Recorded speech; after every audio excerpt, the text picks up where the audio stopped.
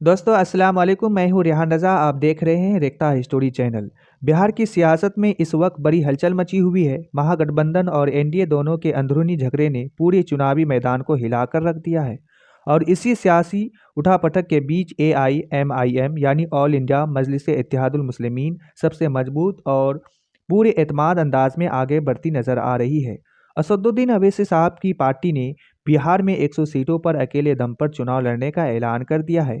सीमांचल जो AIMIM का गढ़ माना जाता है, वहां की जमीन तैयारी जरूर पर है। पार्टी का पूरा फोकस अपने कोर वोट बैंक को मजबूत करने और नए इलाकों में पेट बनाने पर है। वहीं दूसरी तरफ एनडीए में अंदरूनी लड़ाई थमने की नाम नहीं ले रही है।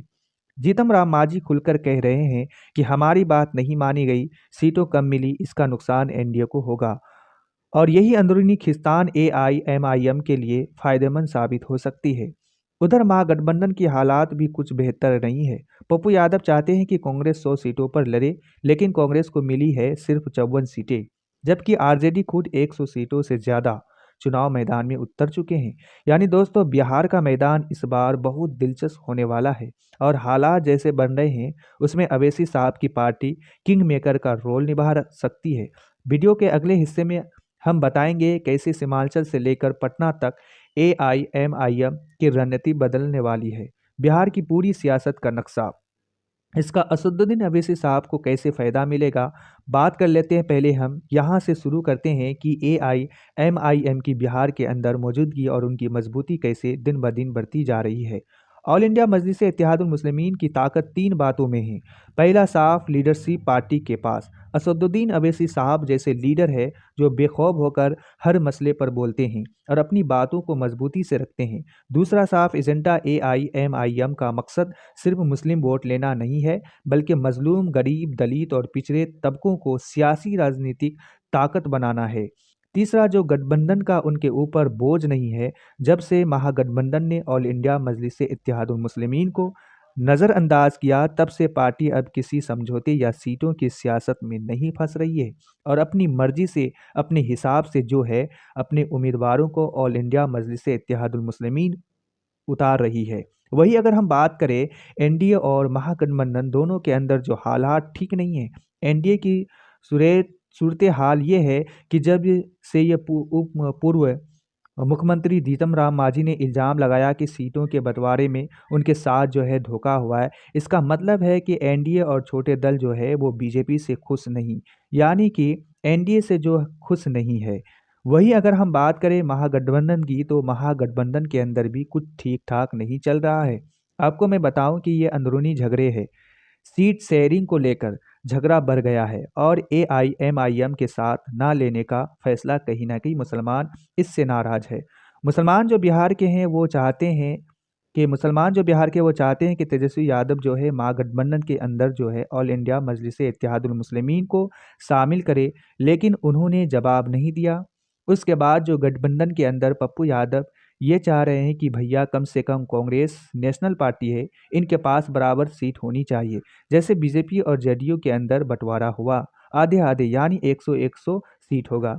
इसी तरीके से पप्पू यादव चाहते हैं कि बिहार के अंदर जो है कांग्रेस और आरजेडी दोनों का जो सीट बराबर होना चाहिए, लेकिन कांग्रेस को सिर्फ 54 सीटें मिली। हालांकि आप पिछले 6 महीना से आपने ये देखा होगा कि राहुल गांधी जो है वहाँ पे अपनी एक मैदान तैयार किया। राहुल गांधी का यात्रा भी आपने देखा था कि बिहार के अंदर जो है यात्रा हुई थी, उससे जो है पूरा एक फौज उनकी थी, पूरी कांग्रेस टीम लग गई। और कांग्रेस जो अपने घर को मजबूत करने की कोशिश कर रही है, लेकिन कांग्रेस बिहार में अपने सियासी अंदाज को मजबूत कर रही है, लेकिन उस हिसाब से सीट नहीं मिली है। उसको लेकर जो है कि कांग्रेस पार्टी के अंदर जो है कहीं ना कहीं नाराजगी है। इसका जो है असदुद्दीन अवैसी साहब को फायदा हो सकता है। कैसे होगा वो मैं आपको बताने जा रहा हूँ। देखिए, सबसे पहली चीज है कि साल 2020 में ऑल इंडिया मजलिस इत्तेहादुल मुस्लिमीन 5 सीट जीतकर AIMIM को सब जीत कर सबको दिखा दिया कि सीमांचल, किशनगंज, पूर्णिया, कटिहार, अररिया में अब मुस्लिम वोट किसी सेल्यूलर पार्टी की जागीर नहीं है। इन इलाकों में मुस्लिम आबादी तकरीबन 70% है और यही AIMIM को मजबूत घर है। अब पार्टी ने 100 सीटों पर लड़ने का ऐलान किया है कि यह सिर्फ ऐलान नहीं है, बल्कि साफ पैगाम है कि AIMIM अब मिथिलांचल, मगध और पूर्वी बिहार तक अपने असर को फैलाने के लिए पूरी तरीके से तैयार है। सिर्फ एक जगह पे, सिर्फ सीमांचल तक सीमित नहीं रहेगी। और सबसे अहम बात यह है कि ऑल इंडिया मजलिस इत्तेहादुल मुस्लिमीन ने अपनी जो रणनीति बनाई है, इससे जो 14 तारीख को वोट की गिनती होगी, उस दिन आप देखेंगे ऐसा अंदाज लगाया जा रहा है कि ऑल इंडिया मजलिस इत्तेहादुल मुस्लिमीन बिहार की तीसरे सबसे बड़ी पार्टी बन करके उभरेगी।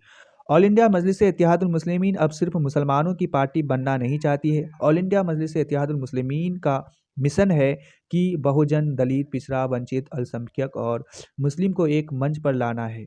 AIMIM पार्टी ये सवाल उठा रही है कि जब बिहार में मुस्लिम आबादी 17% से ज़्यादा है, तो फिर उन्हें विधानसभा में उनकी आबादी के हिसाब से नुमाइंदगी क्यों नहीं है, उनको हिस्सेदारी क्यों नहीं मिलती है। ये सवाल सीधे तौर पर महागठबंधन की सियासत को चैलेंज करता है।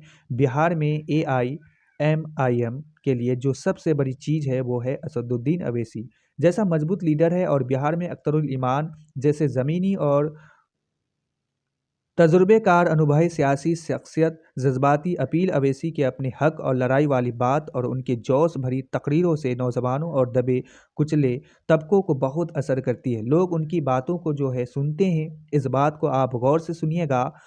अब AIMIM को यहाँ से फ़ायदा मिल सकता है कि आपने देखा होगा कि दलित वोटों की सियासत और मांझी की नाराज़गी ये दिखाती है कि NDA में छोटे दलों की इज्जत नहीं मिल रही है। AIAM ने इस मौके को अपने हक में इस्तेमाल करना शुरू कर दिया है। मुस्लिम वोट का रुख RJD और कांग्रेस में सीटें को लेकर चल रहे हैं झगड़ों में। मुस्लिम वोटर अब AIMIM के अंदर एक भरोसेमंद, आज़ाद और विकल्प के तौर पर जो है बनती जा रही है। महागठबंधन ने जब AIAM को वोट अपनी ताकत बना लिया, और अब वो बिहार में एक तीसरी मजबूत ताकत के तौर पर उभर रहे हैं। दलित वोटों से अगर जोड़कर हम AIMIM को देखें, तो जिस तरीके से आपने देखा कि जीतन राम मांझी से पत्रकारों ने जब सवाल किया था कि सीट शेयरिंग को लेकर के, तो जीतन राम मांझी का ये जवाब आया था कि हम मरते दम तक जो NDA के अंदर रहेंगे, और उन्होंने ये बात कही थी कि कुछ भी हो जाए हम मोदी जी का दामन नहीं छोड़ेंगे, और मोदी जी का हम चेला है। और अब जो है जैसे ही सीट का बंटवारा हुआ, उनको 6 सीट मिली, तो उसके बाद जो जीतन राम मांझी ने धमकी दिया और ये कहा कि इसका खामियाजा जो है इसको यानी कि NDA को भुगतना पड़ेगा। वहीं पर पीला गमछा वाले जो है राजभर साहब, इनको जानते होंगे। उत्तर प्रदेश में इनका एक वीडियो काफ़ी ज़्यादा वायरल हुआ था कि कभी भी तुम पुलिस चौकी जाओ तो हरा वाला, माफ़ कीजिएगा, पीला वाला गमछा डाल दीजिए। दरोगा जो है आपकी आपसे इज्जत से बात करेंगे। तो ये चाचा भी जो है बिहार के अंदर जो है 153 सीटों पर चुनाव लड़ने की तैयारी कर रहे हैं। तो इससे जो है कहीं ना कहीं ये अंदाज़ा लगाया जा रहा है कि आने वाले टाइम में क्या कोई ऐसी पार्टी जो है कि दलितों की हिमायत की बात करती है, क्या उस पार्टी से AIMIM का गठबंधन हो सकता है।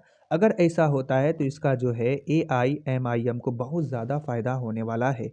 वही मुकेश सहनी की अगर बात करें, तो मुकेश सहनी जो है अभी RJD में है, लेकिन वो भी उप मुख्यमंत्री बनने का जो है सपना देख रहे हैं। हालांकि 2020 में मुकेश सहनी जो है NDA के साथ में थे, लेकिन जो है अब महागठबंधन के तरफ आ गए।